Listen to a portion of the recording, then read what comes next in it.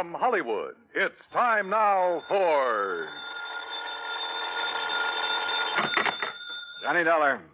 Johnny, this is Vincent Price. I'm calling from Hollywood. Oh, sure. My name's Shirley Temple.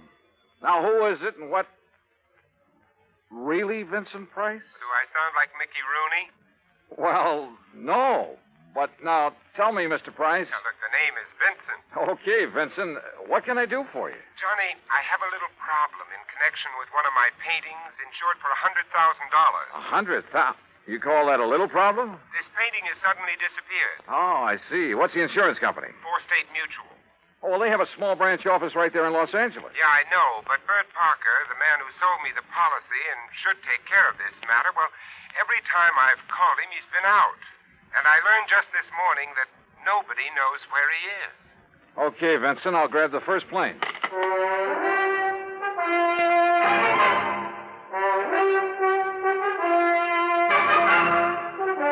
Bob Bailey in the exciting adventures of the man with the action-packed expense account. America's fabulous freelance insurance investigator. Yours truly, Johnny Dollar. And now, Act One of yours truly, Johnny Dollar.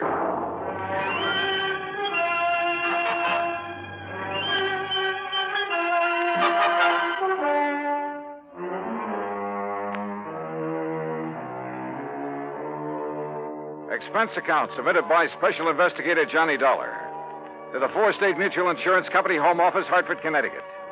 Following is an account of expenses incurred during my investigation of the Price of Fame matter.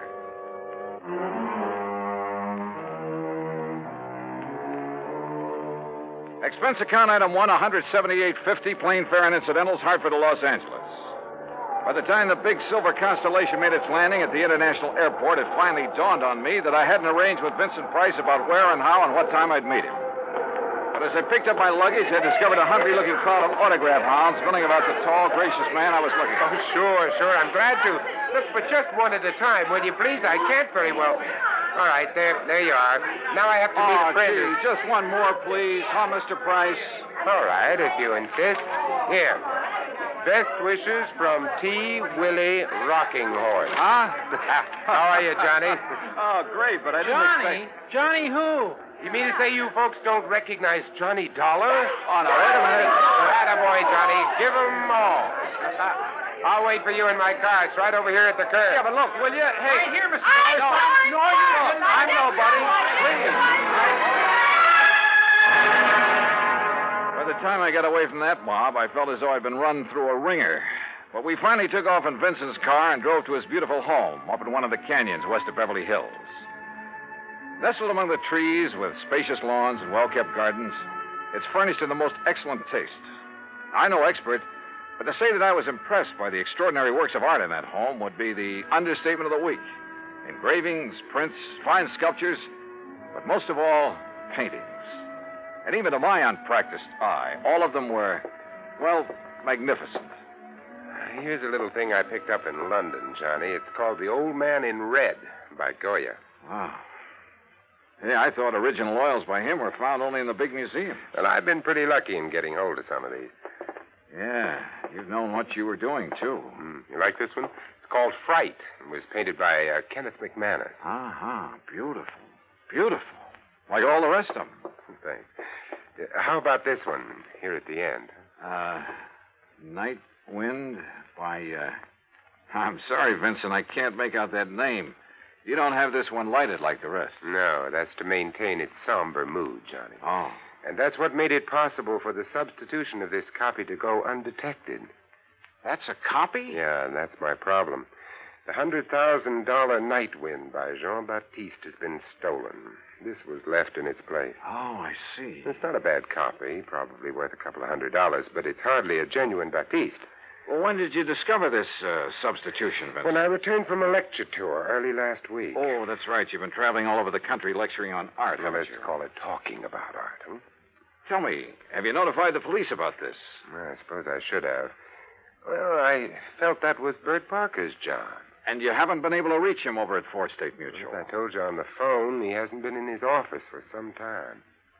Vincent, have you any theories about who might have done this? Yes, I'm afraid I have. Why do you say it that way? Very few people knew I'd gotten hold of this Baptiste, only some close friends and a couple of art experts. So? And the place was not broken into during the time I was away. Of that, I'm sure. Well, go on. Well, the family and servants kept very close track of anyone who entered the house while I was gone. You have a list? Yes, I do have a list. Here. Good. Alfred R. Hawkinson. That's an electrician who came to do some wiring. He wouldn't know a Rembrandt from a Mickey Mouse. Ann M. A Schumann. music teacher, loves music, hates paintings. What about delivery boys, people like that? They never get beyond the back door. Go on, read on. That next one is Ben, the gardener. You can forget about him. And Bert L. Huh? Yeah, Bert Parker. He was here twice. What for? Well, ostensibly to check on some of the paintings he'd insured. The first time, on the 11th, Mrs. Price was with him while he poked around. On the 15th, she had to leave to keep an appointment. And just when he left the house, nobody seems to know. Oh, brother. Are you thinking the same thing I am? Now, look, Johnny, I haven't known Bert very long, and, well, he seemed like such a harmless little old fuddy-duddy. As for his knowledge of art... Yeah, I wondered about that. Well, he was perfectly satisfied to take my evaluation on the 2 or 3 things he'd insured.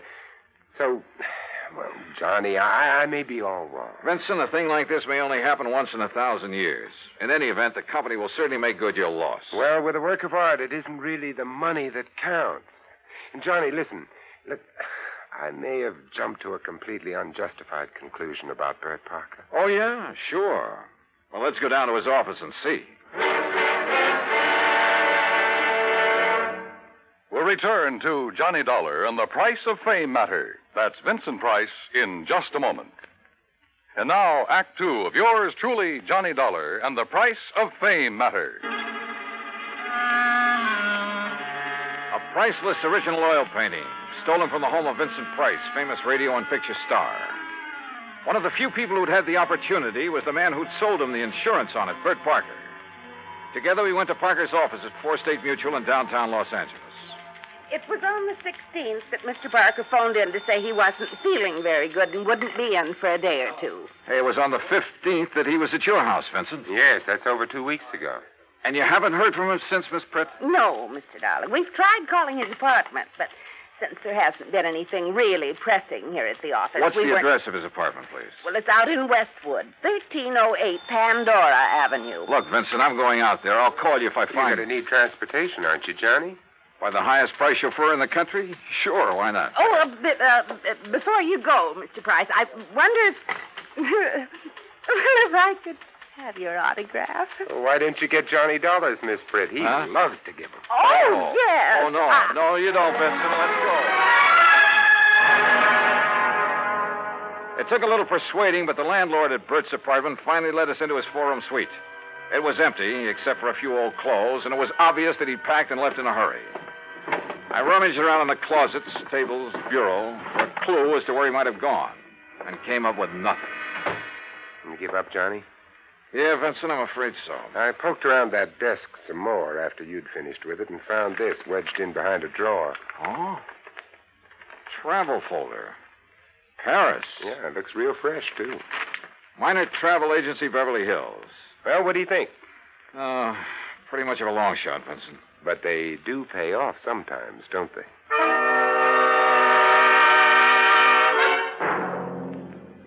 Planned a trip for myself, yes, sir. First class all the way. What was the departure date, Mr. Miner? 16th, first class, straight to Paris. Oh, brother. Paris is a pretty big place. Did you make any arrangements for him for after he got there? Only for when he arrived. Reservation at the Louvois.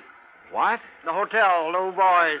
The Louvois, perhaps. That's what I said. First class, too. Said he wanted something not too far from the Montmartre. Montmartre, if you don't mind. That's what I said, yes. Now, can I fix you gentlemen up with some plane reservations, too? Well, suppose you give me the same flight he took, and I'll stop at the same hotel when I get there. Hey, wait a minute, Johnny. You're not going to leave me out of this.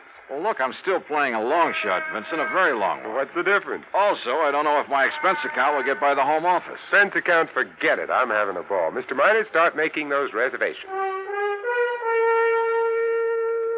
Expense account item 2, $984 for the plane to Paris. Well, it turned out to be the most interesting flight I've ever made because of the company of Vincent Price. An amazing conversationalist. He could talk about anything, including art. And he has a tremendous sense of humor. So, as he put it, we had a ball from the time we took off in L.A. till the time we set down in Le Bourget. Item 3, 520 American, taxi into the Hotel Louvois, where the manager was, somewhat helpful. Oh, mais oui. The Monsieur Parker leave us but only 2 days ago, after some slight misunderstanding about l'addition, the deal. Yeah, you mean he was running out of money? Monsieur, I did not say that. But that's what you meant, isn't it? You know where he spent his time around here? But of course, his business, he say, took him constantly to Montmartre. Where in Montmartre? Who is to know? Oh, that's like saying somewhere in Brooklyn. Brooklyn. Perhaps you know my cousin. Johnny, He was... Johnny, I just got an idea. Shoot. Works of art, even very good ones, are sometimes sold in rather unorthodox ways. They go through some rather strange hands. They're not always sold over the counter, so to speak, by reputable dealers. You know what I mean? Yeah, but how to contact the kind of people who might... You got any ideas? Why don't you just go on up to our suite and sit tight for a while, I'll see what I can dig out. You are keeping something from me, Vincent. Mm-hmm. But, Johnny, there are some things even funk keeps from Wagnalls. I'll see you later.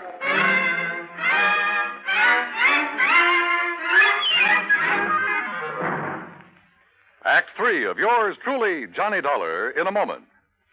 And now, Act 3 of yours truly, Johnny Dollar, and the Price of Fame Matter. All of gay, romantic Paris just outside the door, and time on my hands. So what did I do? Took Vincent Price's advice, went back to my room at the Hotel Louvois, and waited. 2, 3, 4 hours. Finally, shortly after 8 p.m., Vincent came in bearing a couple of packages. Sorry to have made you wait, Johnny, but I think I'm on the trail of something. Looks to me like you've been on a shopping spree. Props, Johnny, for you. Have you found out where Bert Parker is? No, but I think you will.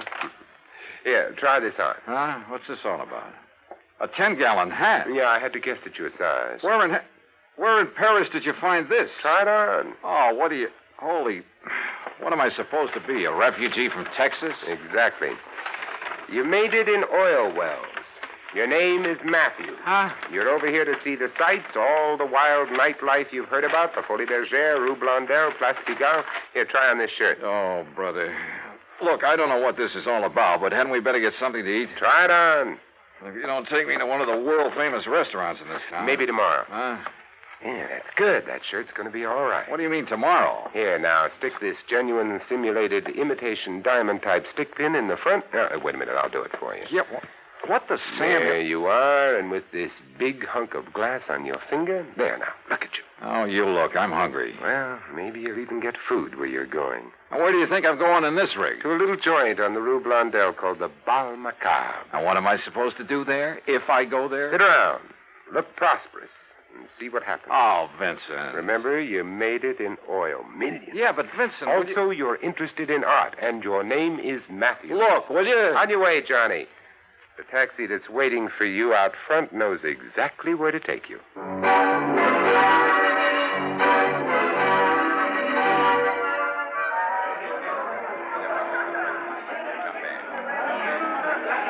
Bal Macabre was really a joint. It was dirty, and the people packed like sardines in it were dirty, too. Characters who made a business of being characters. And everybody screamed at everybody else. Except, that is, for the wormy little man who sidled up to the postage stamp-sized table on which my glass and a bottle of wine were balanced. Pardon. You are Mr. Matthews, are you not? That's right. From Texas? No? Yes, sir, partner. The great and glorious state of Texas. Sit down and pour yourself a glass of this here red ale. Who are you? They call me La Chagrin.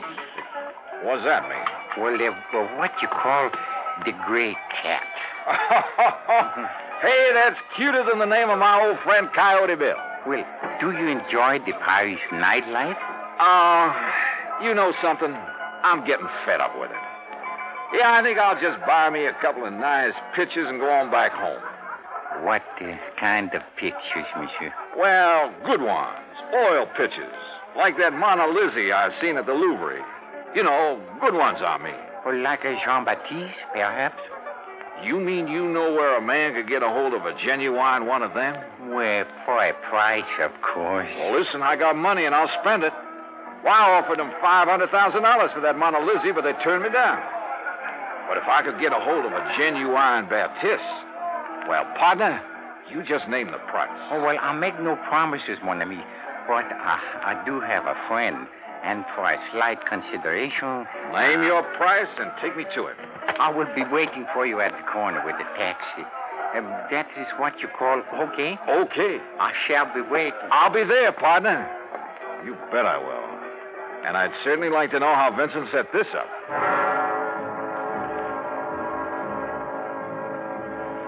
The taxi dropped us off at one of the most disreputable-looking apartments in the whole of Paris. My friend, who called himself the Gray Cat, looked carefully around before entering the front door. Then we climbed 4 flights of a dark, musty stairway. No, remember, my friend, you are not to pay the price he asks at first. If you like, I will make the arrangements for you. Now, that would be right friendly of you, partner. But how will you come out on this? Well, all I ask, monsieur, is 10% of what you pay. And maybe a little extra from him for bringing me up here? Oh, monsieur. Oh, now, don't give me that, partner. I've been around. I'm wise to how you fellas operate. But if I can get a hold of a real, genuine Baptiste... You will see.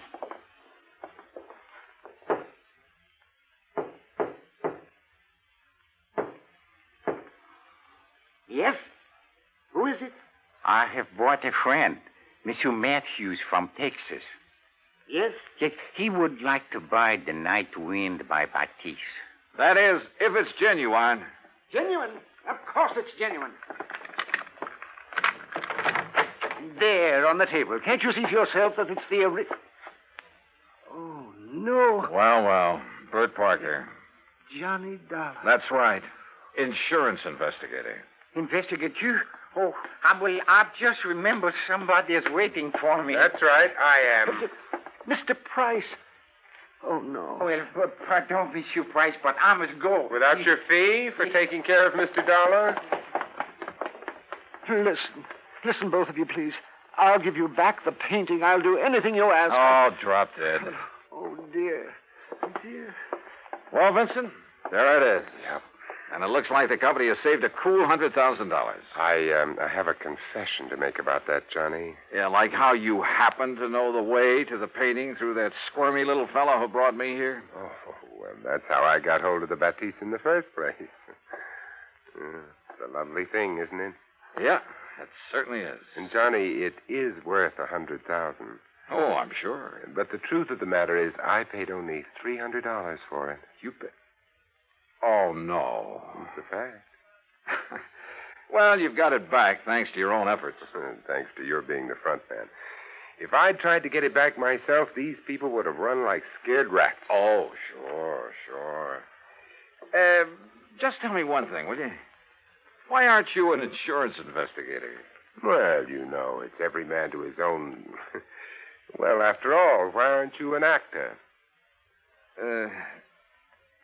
Let's get out of here.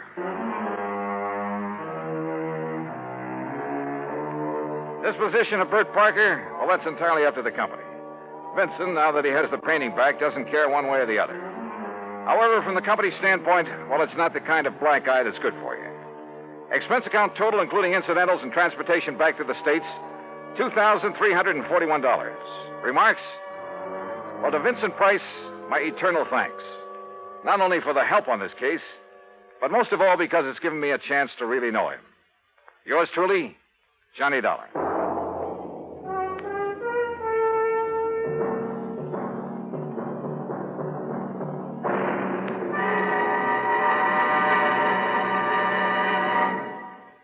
Our star will return in just a moment.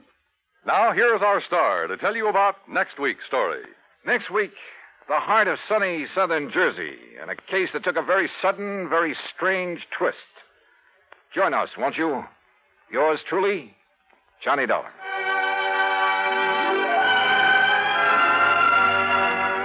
Yours truly, Johnny Dollar, starring Bob Bailey, originates in Hollywood and is produced and directed by Jack Johnstone, who also wrote today's story. Heard in our cast were Virginia Gregg, Junius Matthews, Tony Barrett, Forrest Lewis, Howard McNear, and of course our special guest, Vincent Price.